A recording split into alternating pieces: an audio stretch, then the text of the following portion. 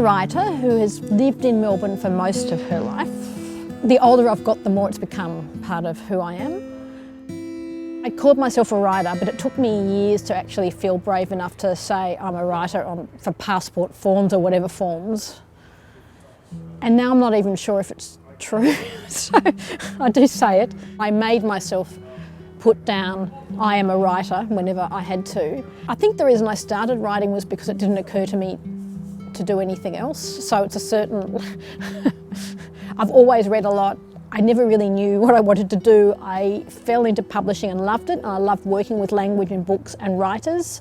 And then at a certain point, I became jealous of the people I was working with, and I thought, this is a sign that you need to become one of them. I'm standing in front of the place that I think of as the first place I worked, though I had indeed held jobs before that, and that's it. Back in the late 80s, this was a publishing company called McPhee Gribble, and I was taken on as a junior editor. And so it was the first time that I did a job where I was like, oh, I could do this. This could be my life. Because I just loved it so much, and it wasn't just the books and learning how to make books, but it was the people I got to work with as well. My bosses, Hilary McPhee and Di Gribble, were extraordinary women. They were very interested in publishing Australian literature that didn't just reflect our English traditions. So they did really interesting non-fiction. They published a lot of art history and Indigenous history, a lot of poetry. They did a feminist poetry series. They published Helen Garner, Tim Winton, Drusilla Majeska, Puberty Blues, Gabrielle Carey and Kathy Lett's first book. But it was a very different world back then, and Australian literature was really thriving. Working at McPhee Gribble changed everything for me. I hadn't really understood you could work in the arts or could work with books or you could live as a writer until I met Hilary and Diana and had the chance to work with a lot of significant writers when I was ridiculously young. I was incredibly privileged. I'm often asked about my relationship to place because more and more I've been writing about landscapes I've been in and walked through and places I've lived. And I've started to realise that's all I really want to write about. And it's almost more literal than that. I often can't write about a place unless I've walked through it or spent time in it. Unless I feel a connection to what I'm doing, what I produce, the work I produce is not good, or it's not what I want to be producing. And so I need to feel a connection to place to then connect to my work, I think. There are two books that I'm particularly proud of. One is City of Trees, which was a book that came out in 2018, and then the paperback came out in 2019. And that's a collection of essays about trees and nature and writing and travelling and it's memoir. It's a kind of a bit of a blancmange. One of the reasons why that book's so important to me is it's where I felt that I had found my voice as a writer. It's where I thought, okay, this is me. Whether or not it works, whether or not people like it, that's not the point. I feel like I'm writing in an authentic way now. I'm not trying to be anything in particular. We're at the Abbotsford Convent. I do want to acknowledge that we're standing on stolen land. This is Wurundjeri land.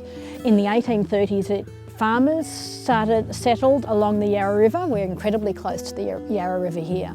And sometime in the 1860s, I don't know exactly when, it became a nunnery. And as recently as 20 years ago, it was going to, the Catholic Church was going to sell off some of it, and it ended up being a creative space. And so you have individual artist studios here, I work here. It's a really dynamic community. I'm really a fan of the trees of the Abbotsford Convent, and behind me is a separation oak, which is called separation oak because when Victoria became a separate state, it wasn't actually planted. I believe it already existed, but it got designated the separation oak.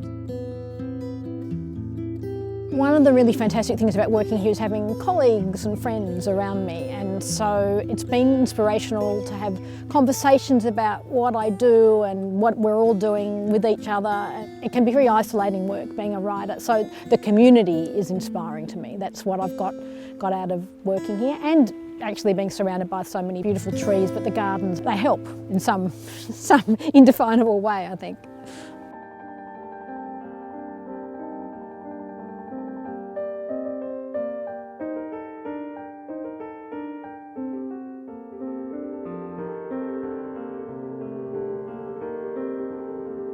I do have an Instagram account called Sophie Tree of the Day, and pretty well for 5, 6 years I've been posting a picture of a tree every day. Sometimes I run out of puff, but then people are always sending me pictures of trees.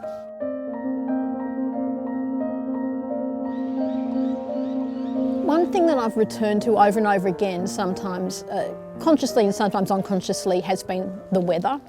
I kept coming back to it because I was concerned about climate change, and at that point my interest in weather became more politicised. I write in the hope that I can make a difference with my writing.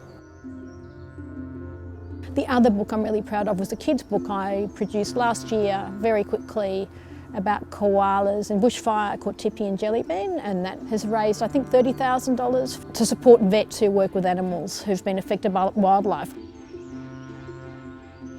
We're in Yarra Park, and this is where a lot of the grey flying fox population lives. Now there's a massive colony living here. I think it's up to 20,000, don't quote me. And in the last couple of summers that have had really high temperatures in the 40s, I became aware that the bats were falling out of the trees and they were dying in large numbers. And this was when I was writing City of Trees. And that was when I learnt that the grey flying foxes had moved south because the climate was far too warm for them further north. So they're not even native to here, even though they, like any refugee, is just trying to find somewhere they can safely live. I just love listening to them chat, and their faces are like little dogs. I find them incredibly winning animals. I've written some essays about bats, and in fact I'm working on one at the moment. They are an important species in terms of their ecosystem and biological diversity as well.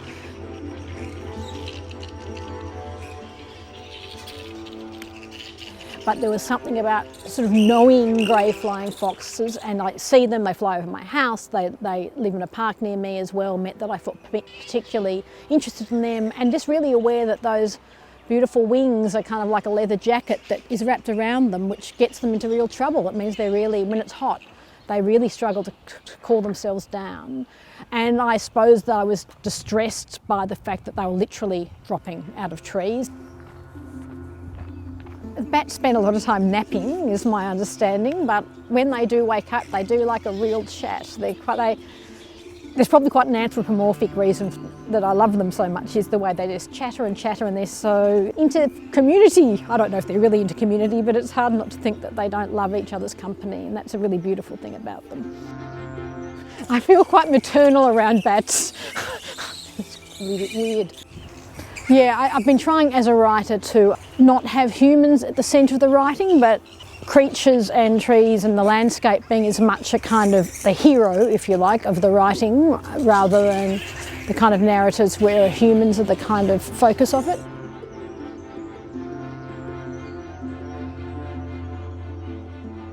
I suppose there's some grief in my responses to nature, and I feel that the world is changing very rapidly.